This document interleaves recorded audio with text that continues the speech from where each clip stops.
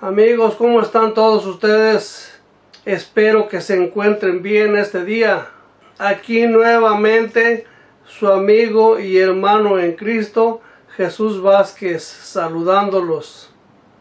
El día de hoy les voy a contar una historia de la Biblia, pero no de los capítulos de la Biblia, más bien de lo que es la Biblia, cómo es que llegó a nosotros, a nuestras manos, la sagrada palabra de Dios que está escrita en la Sagrada Biblia. Pero antes de enfocarnos en la historia de la Biblia, les voy a contar una pequeña pero hermosa historia que me parece muy interesante. Espero que a ustedes también les guste. Esta historia nos habla de un santo llamado Arsenio. Cuenta la historia que un discípulo le dijo a San Anselmo: Padre, es que yo leo y leo y leo la Biblia y no se me queda nada. El santo entonces mandó al joven a sacar agua de un pozo profundo con un canasto muy empolvado. Después de una hora le preguntó: ¿Has logrado sacar agua? El discípulo le dijo: Nada, padre, toda se sale por la rendija del canasto. ¿Y el canasto cómo ha quedado? Ah, padre, el canasto ha quedado limpio, sin polvo y sin basura. Mira, hijo, eso es lo que hace en tu vida la lectura de la Biblia. Aunque no se te quede nada, la palabra te va limpiando y te va quitando toda esa basura que hay en tu mente y en tu corazón. Va manteniendo tu alma pura y limpia y va borrando de ti la mancha del pecado y la basura de los vicios. Así es esta pequeña historia, queridos hermanos. Y me parece muy interesante que la palabra de Dios nos limpie de toda la basura que tenemos en nuestras almas. Si miramos el Evangelio de San Juan, en el capítulo 15, versículo 3, nos dice: Ustedes ya están limpios gracias a la palabra que les he anunciado. Palabra de Dios.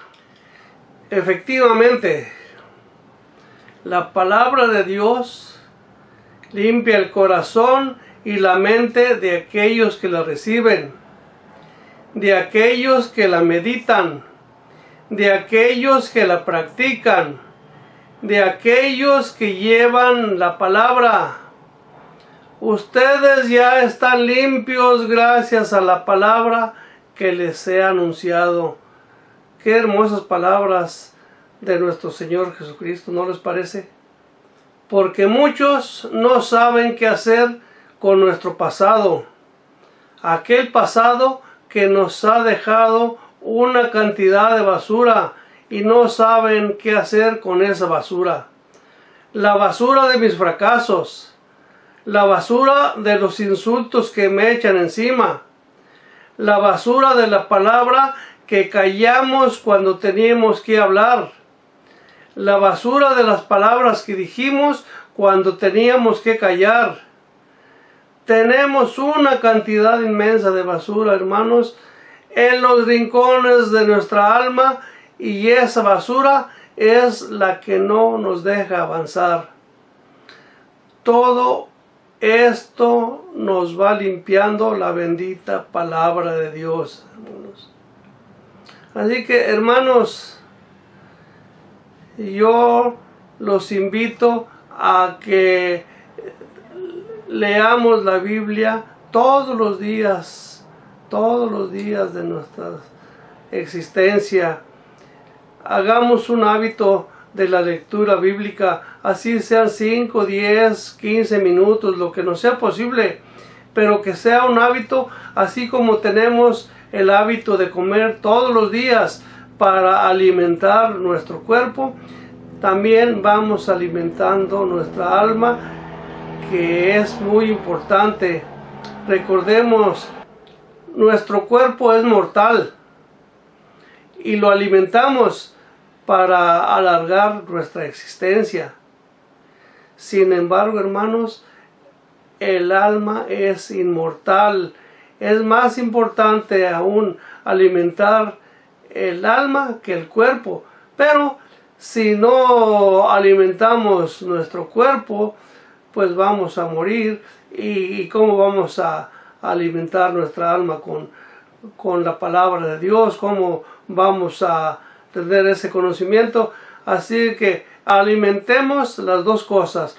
Nuestro cuerpo, para que nuestro cuerpo tenga vida, y para alimentar nuestra alma, que esa es eterna. Ahora sí, hermanos, pasemos a conocer la historia de la Sagrada Biblia. ¿Qué es lo que sabemos de la Biblia?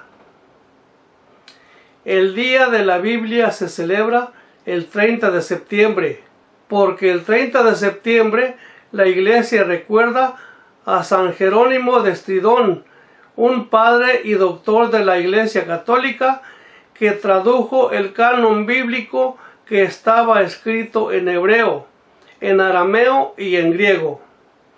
La tradujo al latín y a esa traducción se le llamó la Vulgata. La Vulgata ha sido la Biblia oficial para el pueblo católico durante 1500 años. En los últimos años ha sido reemplazada por traducciones más modernas como la Biblia de Jerusalén, la Biblia latinoamericana, entre otras. Ahora, ¿qué decía San Jerónimo sobre la Biblia? Decía San Jerónimo: desconocer las Escrituras es desconocer a Cristo.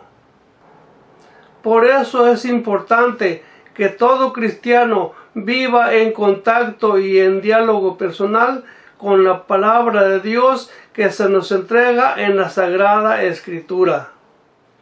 ¿Ustedes saben qué es la Biblia, hermanos? La Biblia es la palabra de Dios puesta en palabras humanas. Es el conjunto de libros inspirados que forman la palabra de Dios. Ahora, ¿quiénes son los autores de la Biblia? El verdadero autor de la Biblia es Dios Espíritu Santo.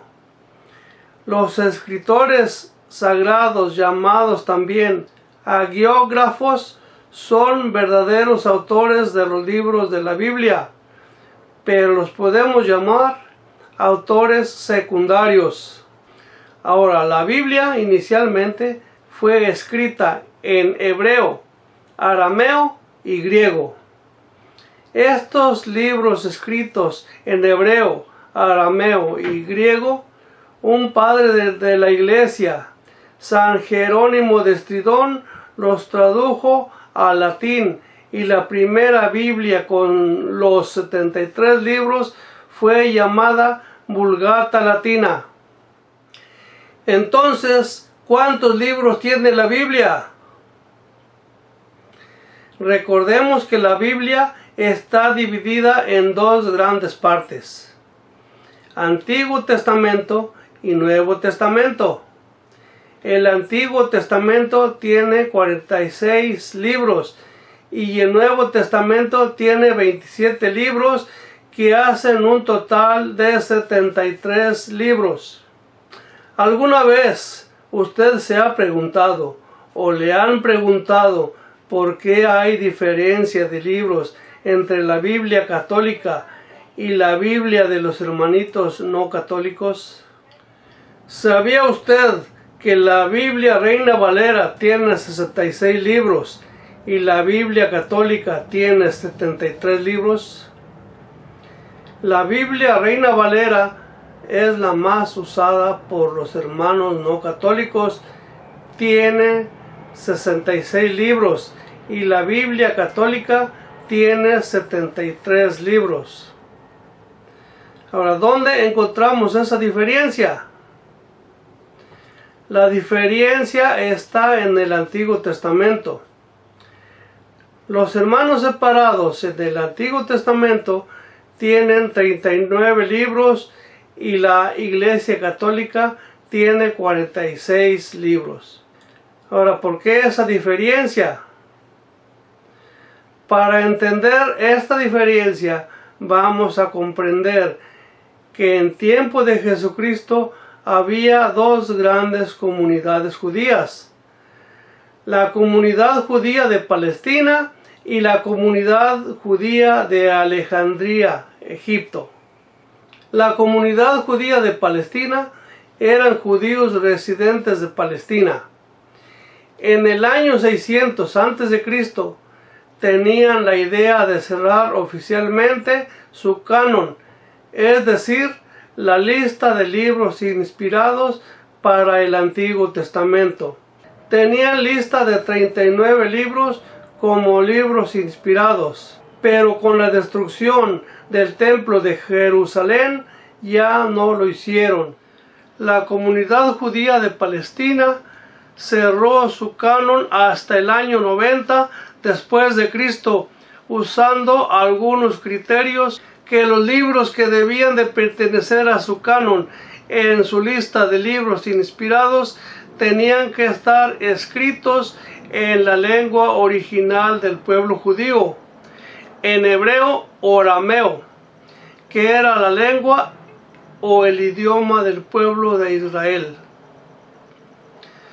Cuando los judíos de Palestina cierran su canon bíblico en el año 90 después de Cristo, ya circulaban otros libros considerados como de verdadera inspiración divina, que los judíos de Palestina no los reconocían como inspirados, porque estos libros estaban escritos en griego, y estos libros eran Sabiduría, Tobías, Judith, Baruch, Eclesiástico, Primera de Macabeos y Segunda de Macabeos.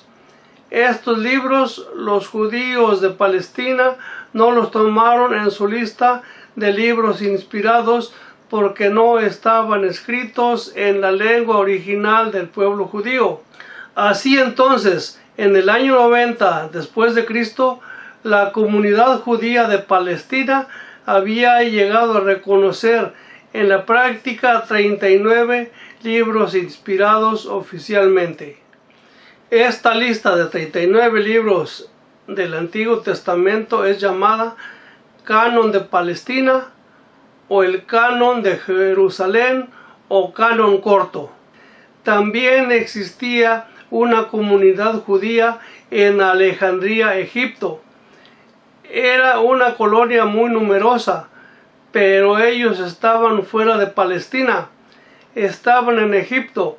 Contaban con más de 100,000 israelitas.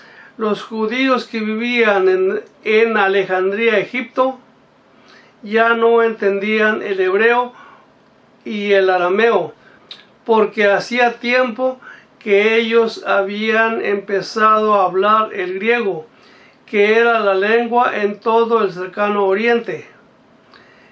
En sus reuniones religiosas en las sinagogas, ellos usaban el canon de Palestina con 39 libros, más los 7 libros que la iglesia llama deuterocanónicos, que eran Sabiduría, Eclesiástico, Tobías, Judith, Baruch, Primera de Macabeos y Segunda de Macabeos, pero ya traducido al griego, porque ellos ya no hablaban el hebreo o el arameo. A esta traducción se llamaba Canon de Alejandría, Septuaginta o de los 70. Esta traducción griega de los 70 contenía 39 libros que tenía el canon de Palestina, más 7 libros escritos en griego que los judíos de Palestina no aceptaron porque estaban escritos en griego. Pero los judíos de Alejandría, Egipto, no tuvieron ningún problema en aceptarlos porque ellos hablaban el griego.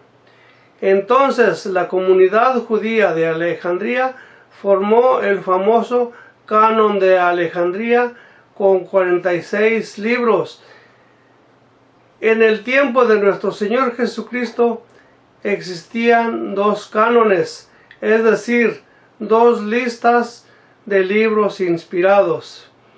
Canon de Palestina con 39 libros y Canon de Alejandría con 46 libros.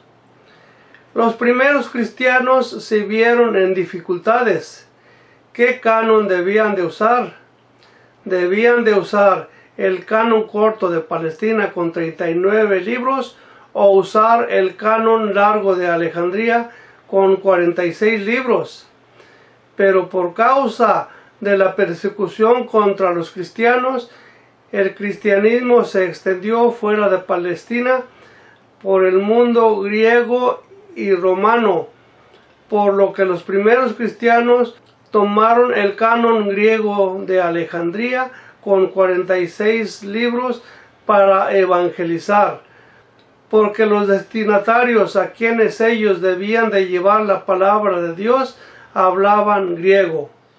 Por lo tanto, el cristianismo aceptó desde el comienzo el canon de Alejandría con 46 libros, que es lo que actualmente el cristiano católico sigue manteniendo. En el año de 1517, Martín Lutero se separó de la Iglesia Católica, y entre los muchos cambios que hizo para formar su nueva iglesia es el de tomar el canon corto de los judíos de Palestina con 39 libros de aquellos judíos que no aceptaron a Cristo.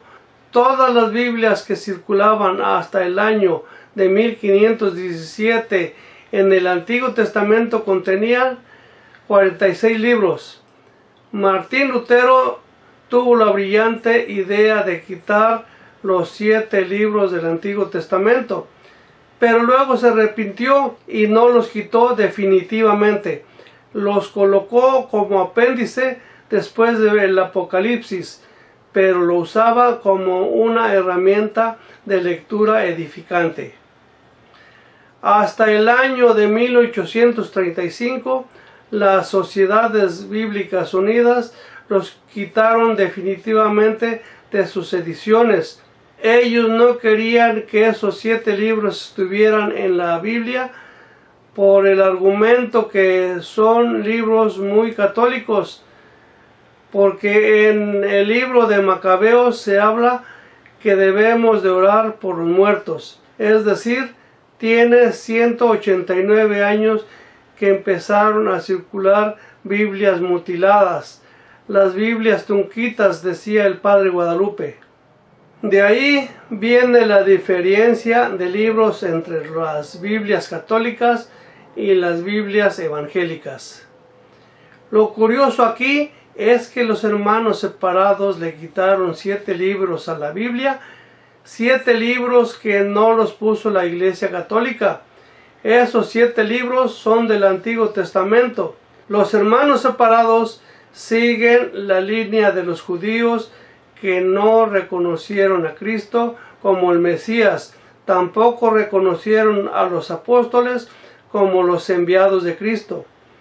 Los judíos usaron el canon de Palestina con 39 libros. Los hermanos separados también usan el canon judío con 39 libros. Ahora hablemos del Nuevo Testamento. ¿Cómo se eligieron los 27 libros del Nuevo Testamento? ¿Quién reunió los 27 libros que hoy contiene el Nuevo Testamento?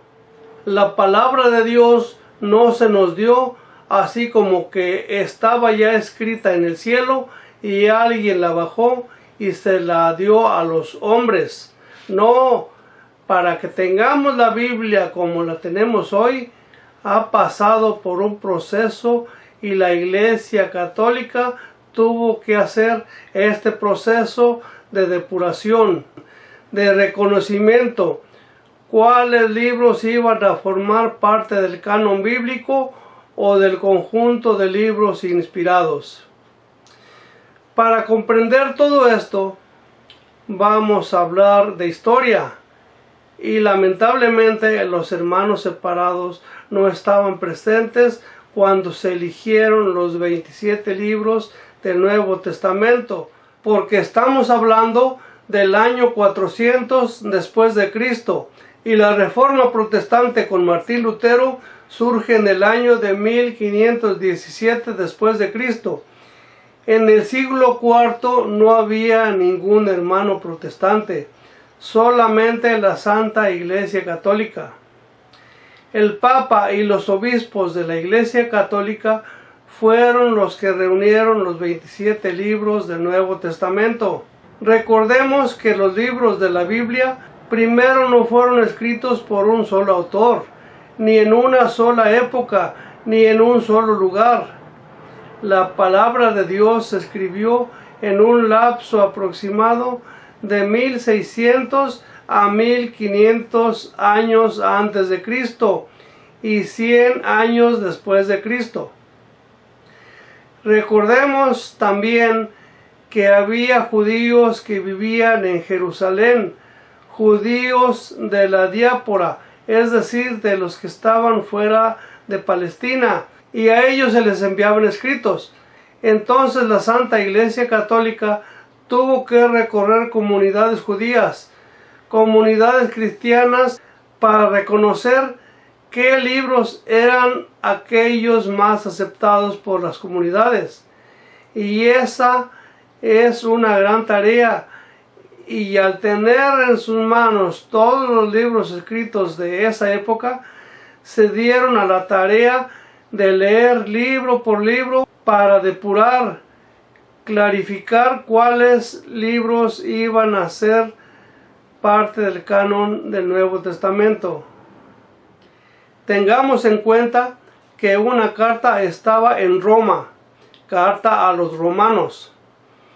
Otra estaba en Éfeso, carta a los efesios. Otra estaba en Corintio, carta a los corintios. Otra en Filipo, carta a los filipenses. Estaban regadas las cartas y un día alguien se dio a la tarea de recorrer ciudades, días y noches de largos caminos para recoger esas cartas y hacer una pequeña biblioteca que es la Biblia. Y eso no lo hizo ningún evangélico, ningún testigo de Jehová, ningún adventista. Fue alguien perteneciente a la única iglesia fundada por Cristo. El Papa San Dámaso I, en el año 382, en el Concilio de Roma, ya teniendo reunidos todos los libros, lo tomó en sus manos y declaró que era palabra de Dios. Y de ahí el término que utilizamos cada que se lee una lectura, repetimos, palabra de Dios. ¿Quién fue el primero que pronunció este término? El Papa San Dámaso en el Concilio de Roma, y el mundo lo creyó.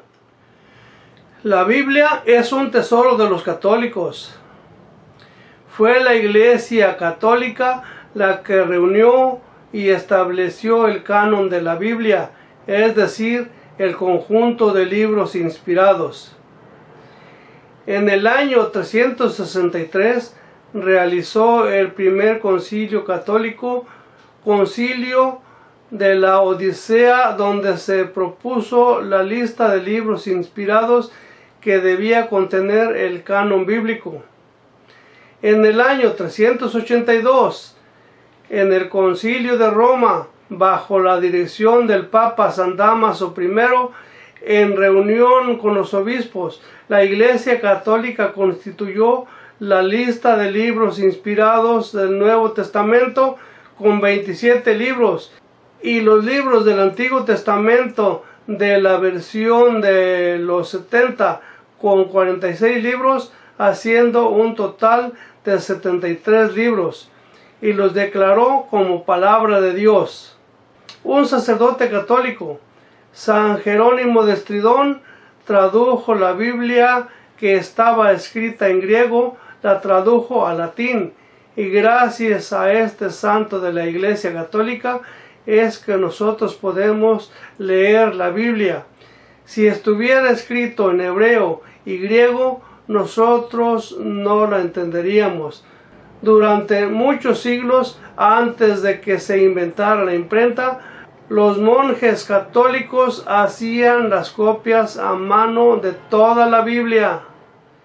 Un cardenal católico, Stephen Langton, divide la Biblia en capítulos. Así que si alguien nos dice que la Biblia debe de contener menos libros, hay que recurrir a la Iglesia Católica, que fue la Iglesia que decidió cuántos y cuáles libros eran reconocidos como palabra de Dios, ya que la Iglesia Católica los reunió y los aprobó como palabra de Dios. Creo que todos los hermanos separados, todas las noches en su oración, deben de dar gracias a Dios por la Iglesia Católica. Si no fuera por ella, no tendríamos Biblia. Y hermanos, esta historia que les he contado no es invención mía. La pueden investigar, pueden preguntar para que vean que todo está escrito tal y como les he dicho. Si nos damos cuenta, hermanos, Jesús fundó su iglesia el año 33.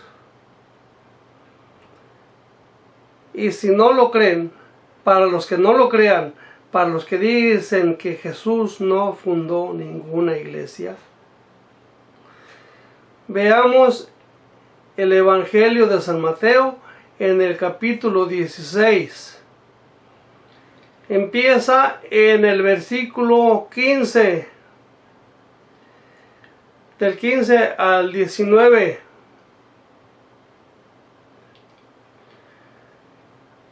Dice, Jesús les preguntó, ¿y ustedes quiénes dicen que soy yo? Pedro contestó, tú eres el Mesías, el Hijo del Dios vivo. Jesús le replicó, feliz eres, Simón Barjona, porque esto no te lo ha revelado la carne ni la sangre, sino mi Padre que está en los cielos. Y ahora yo te digo, tú eres Pedro, o sea, piedra, y sobre esta piedra edificaré mi iglesia. Los poderes de la muerte jamás la podrán vencer. Y yo te daré las llaves del reino de los cielos. Lo que ates en la tierra quedará atado en el cielo, y lo que desates en la tierra quedará desatado en el cielo. Hermanos, aquí dice muy claro, sobre esta piedra edificaré mi iglesia, no dice mis iglesias. También dice que los poderes del demonio, de la muerte pues es el demonio, jamás la podrán vencer. O sea que esta iglesia de Jesucristo va a permanecer hasta el final de los días. Va a ser atacada y es atacada constantemente, pero jamás la podrán vencer. De hecho, hermanos, el demonio todo el tiempo los ha atacado. Y casi 1500 años después, surge el primer protestante de la iglesia, Martín Lutero. Martín Lutero quiso hacer las cosas a su manera, por eso se rebeló. Según la historia, Martín Lutero se enamoró de una monja y pidió permiso al Papa para casarse con ella. Y el Papa, por lógica, se lo negó. No está dentro de las leyes de la Iglesia que un sacerdote de la Santa Iglesia Católica pueda contraer matrimonio. Pero entonces Martín Lutero dice, pues tú me lo niegas, pero yo lo voy a hacer de todas maneras. Empezó a hacer propaganda con otros sacerdotes, con otros obispos, con otras personas que estaban inconformes también por alguna razón, y llegó a fundar su iglesia. Se rebeló en contra de Dios. Lo mismo pasó con el demonio, con Satanás, que en un momento fue un ángel.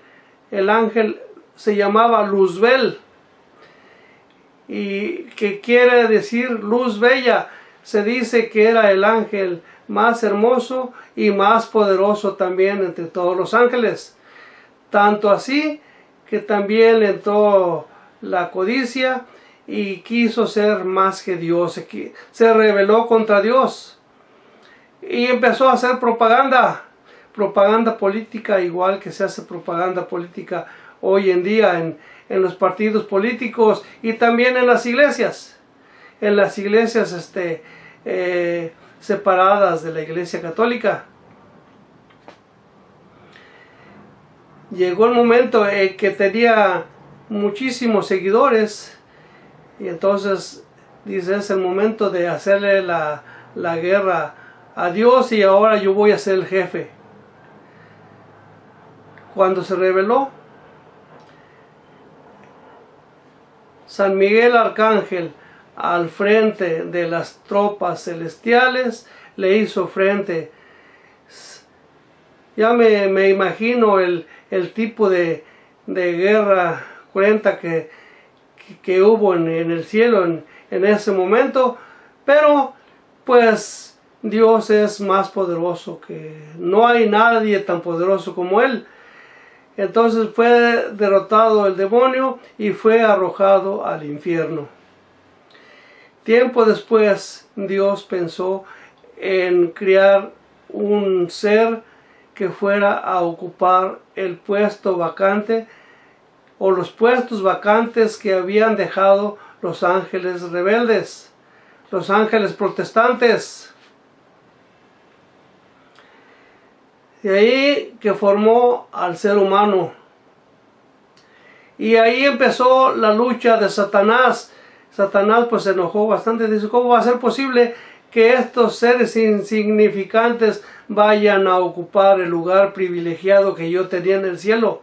No lo voy a permitir. Entonces empezó la lucha, y a la primera que atacó, pues siempre ataca por el lado más débil. Entonces atacó a Eva con mentiras. Por eso es considerado el padre de las mentiras. El demonio es considerado el padre de las mentiras, porque todo lo logra a base de mentiras. Le dijo a Eva que si comía de aquel fruto prohibido iba a ser inmortal e iba a ser tan sabio y poderoso como Dios. Eva se lo creyó, comió de aquel fruto, luego le dio a comer a su esposo, y de ahí vino el pecado. Entró la muerte por la desobediencia y el pecado. Así, en el transcurso del tiempo, el demonio sigue engañando a los seres humanos, porque no quiere que ningún ser humano vaya al cielo a ocupar el lugar que él tenía. Asimismo, Martín Lutero se separó de la iglesia. Se rebeló en contra de Dios. En realidad, pues no fue solo de la iglesia, fue en contra de Dios, su rebeldía, porque Dios dejó escritas sus leyes, qué es lo que tenemos que hacer, qué es lo que tiene que hacer la iglesia de Cristo, qué es lo que tienen que hacer sus dirigentes. Y Martín Lutero hizo lo que el demonio se rebeló y dice, ahora yo voy a hacer las cosas a mi manera. Y el demonio feliz, porque ya tenía un seguidor más, que no tan solo lo iba a seguir, sino que iba a ayudarle a convencer a otras personas también que lo siguieran. Después de Martín Lutero empiezan a surgir más falsos profetas y fundando iglesias y más iglesias, y entre más tiempo pasa, más iglesias van surgiendo. Jesucristo fundó una iglesia, pues el demonio ha fundado muchas iglesias para estar en una lucha constante contra de Dios. Nos dice San Mateo en el capítulo número 24, en el versículo 11, dice, aparecerán falsos profetas que engañarán a mucha gente, y tanta será la maldad que el amor se enfriará en muchos. Ahí nos habla que vendrán falsos profetas, vienen engañando, así que tengamos cuidado, aprendamos bien lo que es la palabra de Dios para que no nos dejemos engañar, hermanos. En el mismo Evangelio de San Mateo, en el capítulo 24, versículos del 23 al 25, nos dice, entonces, si alguien les dice, miren, el Mesías está aquí o está allá, no le crean, porque se presentarán falsos mesías y falsos profetas que harán cosas maravillosas y prodigiosas capaces de engañar, si fuera posible, aún a los elegidos de Dios. Miren que yo se los he advertido de antemano.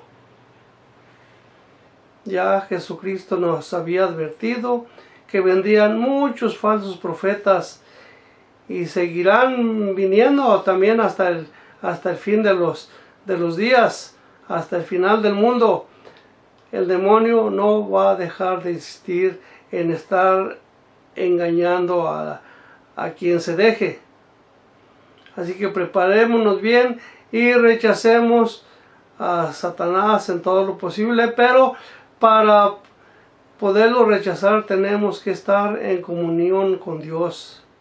Por último, hermanos, nos dice también San Mateo en el capítulo 28, después de que Jesucristo había muerto y resucitado, pues se les siguió apareciendo a sus apóstoles por 40 días.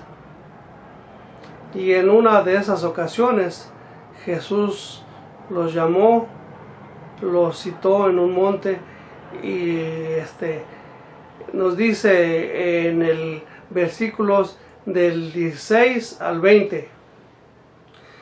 Por su parte, los 11 discípulos partieron para Galilea, al monte que Jesús les había indicado. Eran 11 porque Judas ya había muerto, ya no estaba entre ellos. Judas había entregado a Jesucristo, después se arrepintió y luego se ahorcó. Entonces solamente quedaban 11 apóstoles, los cuales después Judas fue sustituido por San Pablo. San Pablo también, que fue un perseguidor de la iglesia, y luego Dios le llamó y le dice, Saulo, porque era Saulo su nombre, ¿por qué me persigues? Después Saulo se arrepintió de cuando le habló Dios y se reunió con los 11 para formar parte de ellos. Entonces con San Pablo sustituyó a Judas. Continúa diciendo en el versículo 17, cuando vieron a Jesús, se presentaron ante él, Aunque algunos todavía dudaban, Jesús se acercó y les habló así: me ha sido dada toda autoridad en el cielo y en la tierra. Vayan pues y hagan que todos los pueblos sean mis discípulos. Bautícenlos en el nombre del Padre y del Hijo y del Espíritu Santo, y enséñenles a cumplir todo lo que yo les he encomendado a ustedes. Yo estoy con ustedes todos los días hasta el fin de la historia. Así pues, hermanos, Jesucristo lo promete, y la promesa de Dios se cumple siempre. Él va a estar con su iglesia hasta el fin de los días, por más que la ataquen, por más falsos profetas que surjan, por más ataques del demonio. Jesucristo va a estar cuidando de su santa iglesia. Hermanos, analicemos esto que acabamos de escuchar y no nos dejemos engañar. Que Dios los bendiga.